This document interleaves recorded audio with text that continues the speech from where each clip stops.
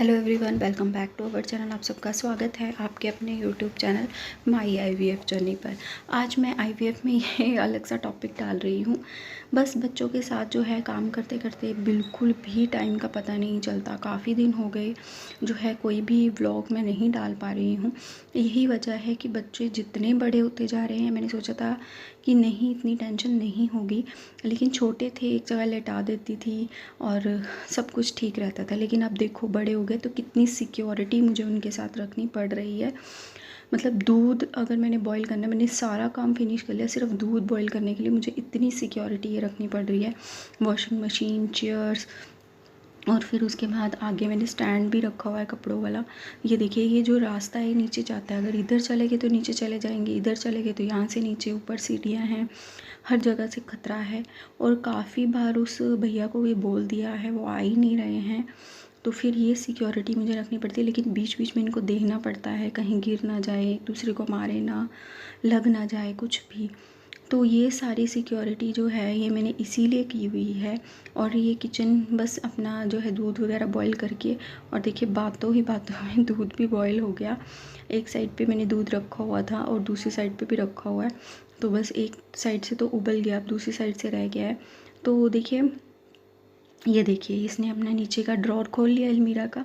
मेरी इन पे यही नज़र आती है। अब ये ड्रॉर है, ये ड्रॉर जो है अगर सिर पर लग गया तो दिक्कत हो जाएगी।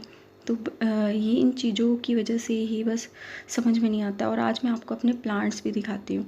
मुझे प्लांट्स का बहुत शौक़ है, तो अभी तो थोड़े कम कर दिया मैंने, केयर नहीं कर पाती। ये तुलसी है दोनों, देखिए मैं मम्मी के घर से लेके आई थी, छोटी छोटी बिल्कुल थी, ये दोनों बड़ी हो गए। उससे पहले जो मैंने दिखाया वो गुलाब का पौधा है।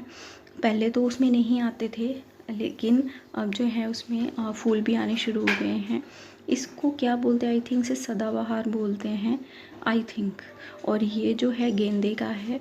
ये क्या था कि गेंदे का फूल था मेरे पास, वो मैंने ऐसे ही इसमें सूख गया था, गिर दिया था, तो अपने आप उग गया उसमें।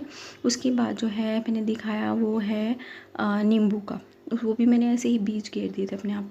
ये बच्चों की अलमीरा इधर रखी हुई है जो अब किसी काम की नहीं है, क्योंकि दूसरी अलमीरा आ गई थी, तो इसमें शूज़ वगैरह रख दिया हमने। ये देखिए, ये यहाँ से निकलने की पूरी कोशिश कर रहा है, और ये इसको ये हो रहा है कि हटा दो यहाँ से, हमें क्यों यहाँ पे बंद किया हुआ है।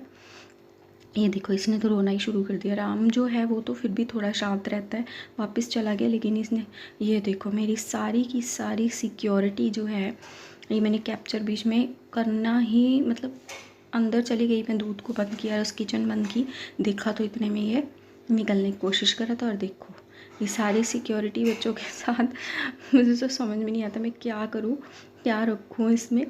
तो ये सारी सिक्योरिटी इसने मेरी फ़ेल कर दी। बस अब जो है मैं भी इनके साथ उसी सिक्योरिटी के अंदर आ गई हूँ। आप भी देख के हंसोगे ये सब कुछ। तो बस इनके साथ जो है बच्चों के साथ बच्चा बनना पड़ता है। मेरे कपड़े अभी जो है धुले हुए, तय करने वाले पड़े हुए हैं।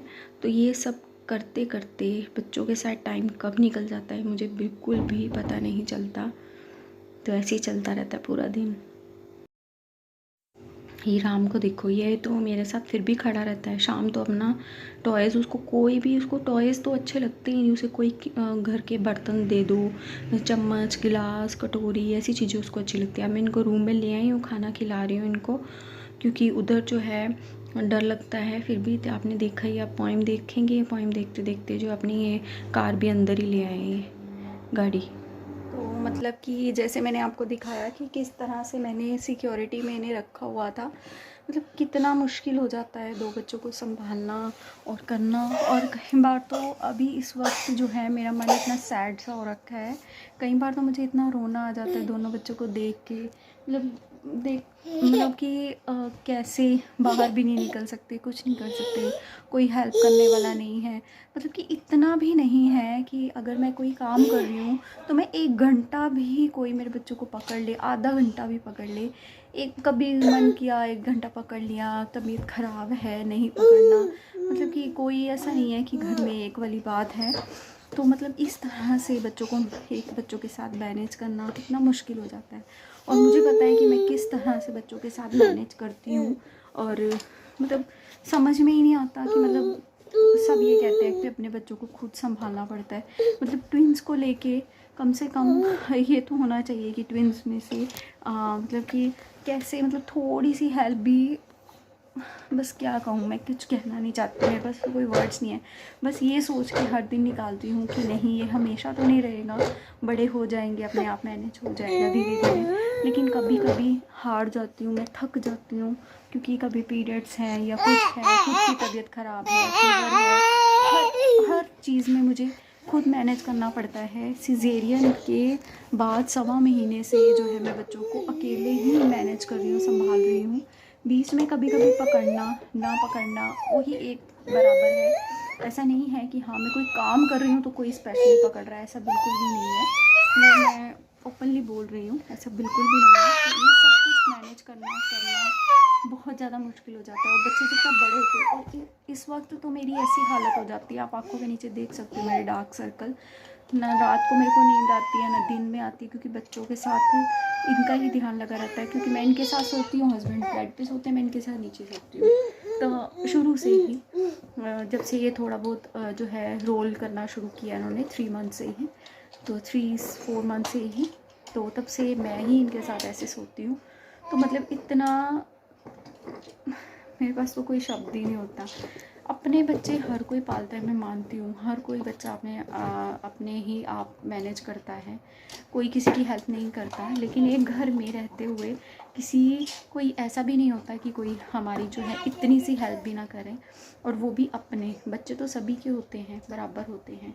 तो आप देख सकते हो कि 10 साल बाद बच्चों के होने के बाद भी ये सब है। कहने की बात होती है कि हाँ लड़के हो गए, दोनों लड़के हैं, 10 साल बाद हुए हैं, लेकिन सब एक है, बराबर है। तो और मैंने उम्मीद भी रखना छोड़ दिया है। कहते हैं ना, जितनी किसी से उम्मीद रखो उतना दुख होता है, इसलिए उम्मीद मत रखो। और हाँ ये भी मैं जानती हूँ, ये वक्त चाहे वो प्रेगनेंसी का था, चाहे वो अब का है बच्चों को पालने का, मैं याद रखूँगी। और अब मुझे भी कोई ये नहीं कह सकता कि हाँ हमारी हेल्प करो, ये भी कोई नहीं कह सकता। तो बस इसी तरह से टाइम निकल रहा है, निकलता रहेगा। और आप सबसे मैं ये ज़रूर कहूँगी कि प्लीज़ बच्चों के साथ जो मैं वीडियो बनाती हूँ, प्लीज़ इसे ज़रूर लाइक कीजिए औरों के साथ, और जो है इसे शेयर ज़रूर कीजिए और सब्सक्राइब ज़रूर कीजिए। तो यहीं पर अपनी वीडियो का एंड करते हैं। राधे राधे।